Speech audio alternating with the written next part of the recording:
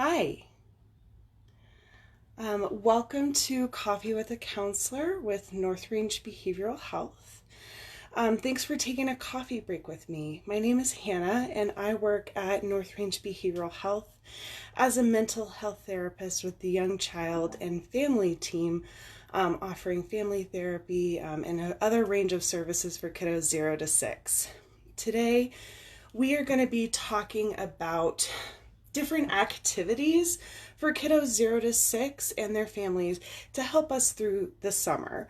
With the current pandemic and COVID situation, a lot of our normal summer activities have been closed or we have limited access to those things. And I've noticed a lot of the kiddos that I work with and other kiddos in my life are kind of struggling with this transition of being stuck at home more often.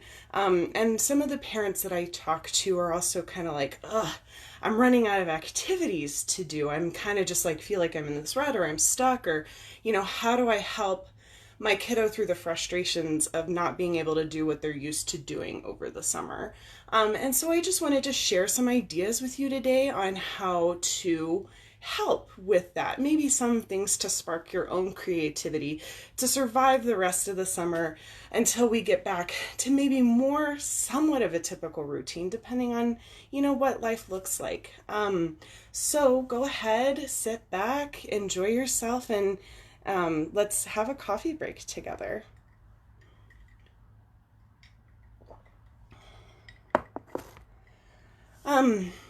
So I'm going to talk about a few different ideas that capture different needs kiddos have to get their energy out, to cope with big emotions, and just to deal with day-to-day frustrations.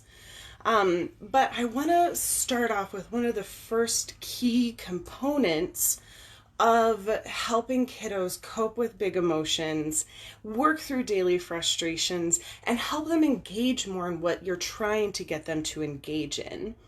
And so part of that, the cornerstone that we want to talk about is how we connect with our kiddos. And this is something that you'll hear throughout our series for the month of July with my other teammates. We're going to talk about connection and how important it is to connect with kiddos, to help them engage, to help them regulate, to help them cope. And so in that essence of connection, the activities I'm going to share with you today, it's so important that you are also able to try them with them. Because that'll help increase their engagement, and it shows them that you also care about this and that you also want to be engaged with them. And so I think it's really important that we as adults take a moment to collect ourselves, take that deep breath, so we can engage with them when they're having a hard moment, when they're frustrated, or when they're just needing some help to get through their day. So connection is going to be our cornerstone that we start all of this with, to help them practice these regulation skills, to help them engage in the other activities that my other teammates are going to share over these next few sessions. So that's on the piece of connection. The other piece that's really important, that's a foundational piece of some of the things I'm going to share today and just in general, is how we take deep breaths. And, I think this is a pretty basic skill that we all probably know, but I think we sometimes take for granted. And so I want to share with you really quickly, let's just review really quick of how we take deep breaths. And so what we're going to do, it's going to go in through the nose and out through the mouth. But we're going to take it slow. We're going to count to 4 in our head while we breathe in, and we're going to count to 5 in our head as we breathe out. So let's do this together real quick.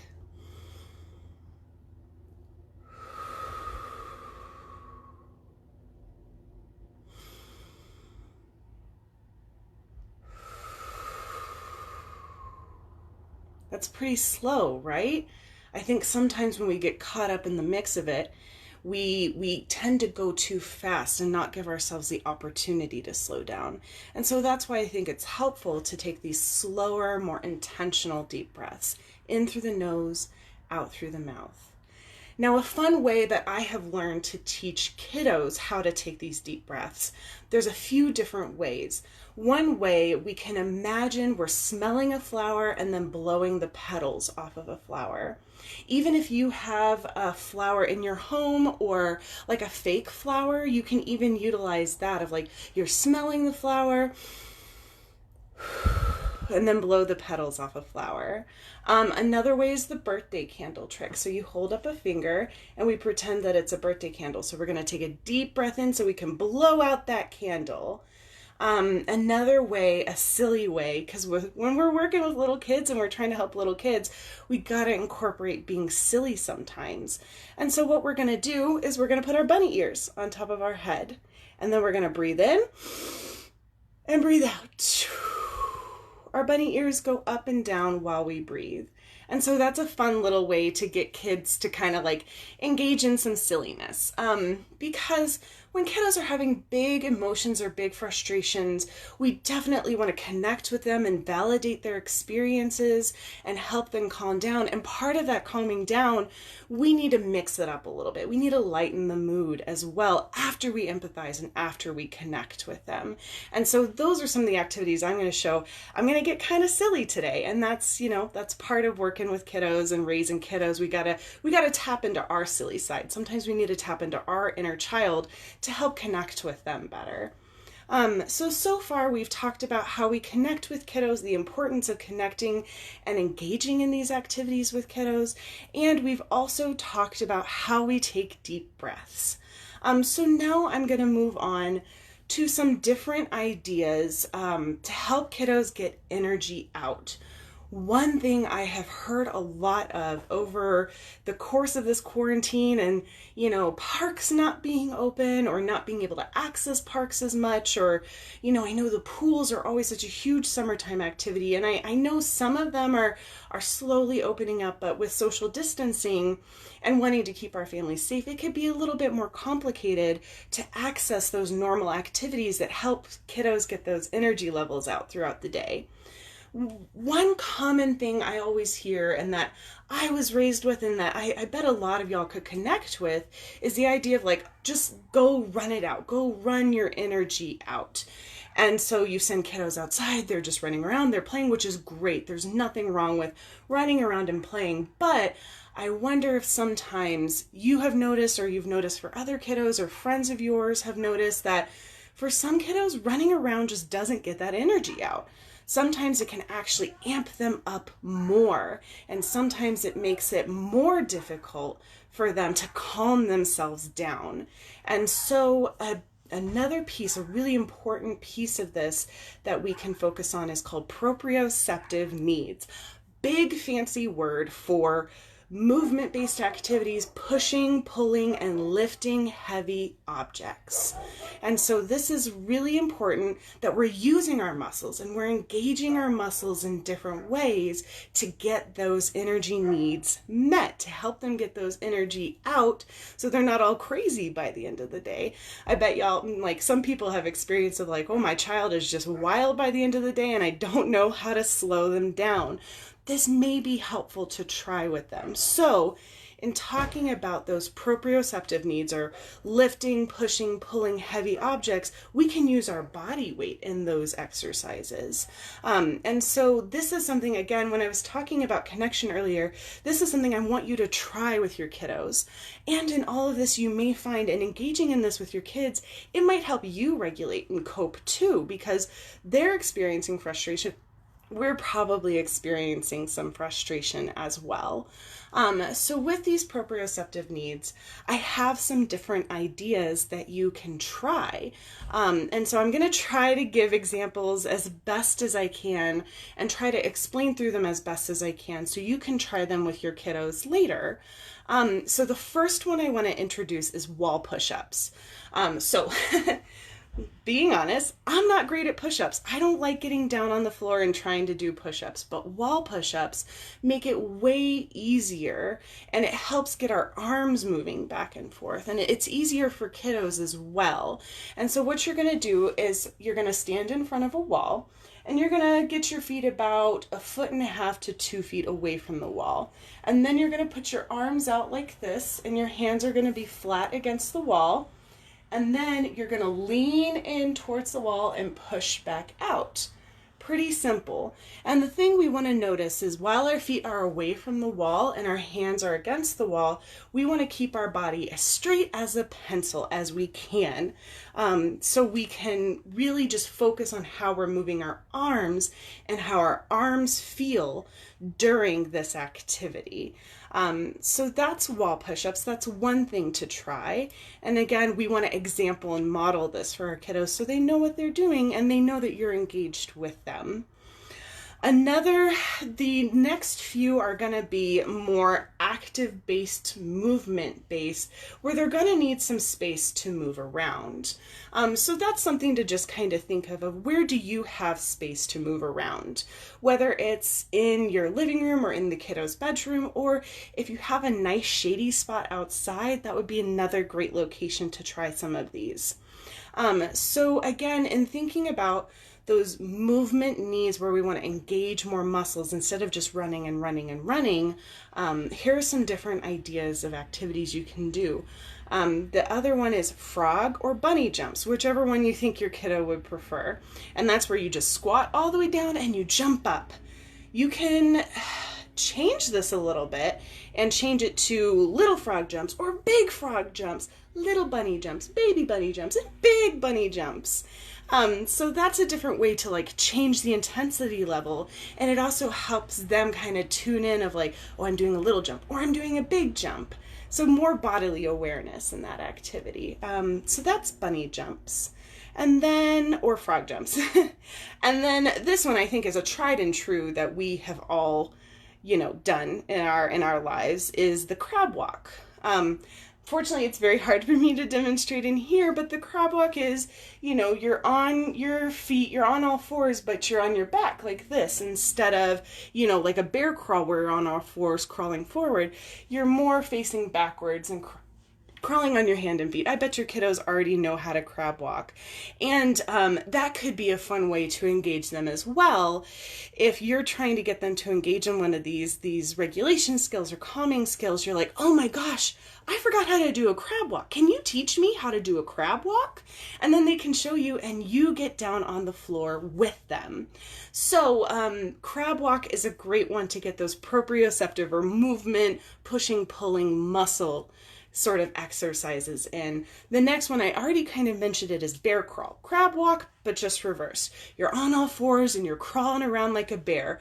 If you feel like it, add some sound effects to it too. You can roar like a bear, you can growl like a bear, all those different things just to get kids moving their body in a different way and out of whatever mindset they may have been stuck in. If it was a frustration or, they were disappointed about something, or, they were angry because sister knocked over their block tower, whatever that is, we want to get them out of that state and into a different state of movement, which is, where these proprioceptive needs come in, along with those deep breaths that I talked about earlier. Remember, in through the nose, out through the mouth slowly. So we have bear crawl. And the last one that I wanted to bring to your attention is we want them to carry heavy objects. Heavy for their age. I'm not talking about you packing a backpack just full of stuff and having them lug it around. But you can put a few books in there or some like slightly heavier objects. So it's just adding some extra heaviness, and you can put them in a backpack that they can carry around, and y'all can pretend to be mountain climbers. Oh, we're gonna go explore a mountain and we're gonna hike around, and you see how I'm moving my arms up and down like this? That's also really important because we're moving more muscles, and you can't see, but I'm also lifting my knees really high while I'm doing that. So incorporating the legs, the arms, and carrying something heavier on their back is another great way to get those proprioceptive needs, those movement needs met. So what we've talked about so far, we want to connect and empathize with our kiddos in their big emotions when they're having a hard time, or they're just, got that weird energy wound up that they're having a hard time getting out of their system. We want to practice our slow, deep breaths. And what I was just wrapping up is proprioceptive needs, the push, pull, lifting heavy objects, moving our body and using our own body weight to get those needs met. So the next thing that I want to talk about, I have a few minutes left, is the five senses. This is incredibly important, that another simple sort of skill that I think we can take it granted for, that we can teach our kiddos to help them ground themselves in that moment. So we've talked about some more active ways to get our energy needs met, to get that energy out, or to cope with more difficult situations. But now let's talk about something a little bit slower, a little bit more calm. So the five senses is just what it sounds. We're going to see, we're going to listen, we're going to feel, we're going to smell, and we're going to taste. For kiddos, I just typically try to focus on one of each, but if you find that your kiddo really likes to look and count things, find multiple things. Or if you can hear multiple things going on around you, focus on all the different things that you can hear. And so going through this activity, I think it's really important. Counting is a great one for seeing. You know, how many trees can you see outside right now? Or how many birds can you see? Or how many flowers can you count? Or if you're inside, how many pictures do you see on the wall? How many lamps can you count in this room? So that's one way we can utilize seeing. Hearing, we want to be quiet for just a moment. We really want to listen to what's going on around us. Is the wind blowing? Is there a car driving by? Did the air conditioner just cut on? Is there another person talking in another room? So that's ways we can use hear. Again, while we're doing these activities, it's incredibly important that you're engaging in these with them and modeling how they can use these skills. Because some of the younger kiddos don't quite know our five senses yet. So this is also a great learning opportunity. You can even draw pictures of the five senses to help prompt them and learn what they are. So we just talked about seeing and hearing. The next one is touch. We want to find different textures of things we can touch, whether it's something soft, something rough and bumpy, something warm, something cool. We want to find different textures that they can explore and try to explain to us, because then we're focusing on that tactile input. And so that's touch. Again, I really like squishy objects. You know, if you have a squishy, a stress ball, and then add something soft if it's a pillow or a stuffed animal, and then maybe something rough or bumpy like wood, or if you have maybe like a cutting board that has a different texture to it, or a block that they may like to play with. Those have different textures to them. So that's touch. The next one is smell. And so if we're outside, there's a lot of different smells that we can find. Inside, we also have a lot of different smells. We're usually used to our house smell, so find something different for them, whether it's a tube of chapstick, or if you have essential oil, you can let them with the essential oil. If you have air fresheners or those wall plugins or incense, just let them explore those different smells. Even if you have fruit or you have food in the fridge that has different smells, you can let them explore those smells and try to explain to you how they smell. And then the last one is taste. This one can be a little bit more difficult depending on what you have available. You don't necessarily have to give them a snack for this one. It could be a simple sip of water. And they could describe to you the cool, refreshing, clean taste of water. Or if your kids are allowed to have a piece of gum, you can allow them to chew a piece of gum and describe how it tastes. Or the easier way, if you don't have anything easily accessible for them to taste, you can talk about, what's the last thing you ate today? Describe to me what the last thing you ate today is, and then you can talk about that as your last sense of taste. So in my time remaining, just kind of reviewing the topics that we've talked about today to help little kids work through big emotions, especially in this time where we don't have access to our normal activities for summer. So we've talked about connecting with our kiddos, empathizing with the emotions that they're experiencing, and helping them calm down. And I've given some ideas on how we calm down. Deep breaths, in through the nose, out through the mouth. We've also talked about proprioceptive needs, and that means moving, using our muscles, pushing, pulling, and lifting. We can use our body weight, or we can use things that are slightly heavier that are still developmentally appropriate for kiddos. We can do wall push-ups, crab walk, bear crawl, or we can be mountain climbers with heavier backpacks and we can climb mountains together. And then we talked about the 5 senses: see, hear, smell, taste, touch. In all of these activities, we want to make sure we're going back to the basics of taking those deep breaths while we're engaging in those activities and modeling these activities for our kiddos so that they engage with them better. And it also helps us as adults cope with those more frustrating moments. I hope some of these ideas have been helpful for you today. If you or someone you know would like more information about services we offer for young children and family, you can call Family Connects at 970-347-2120. Our crisis services are always available for behavioral health emergency. Our walk-in crisis center is at 928 12th Street in Greeley.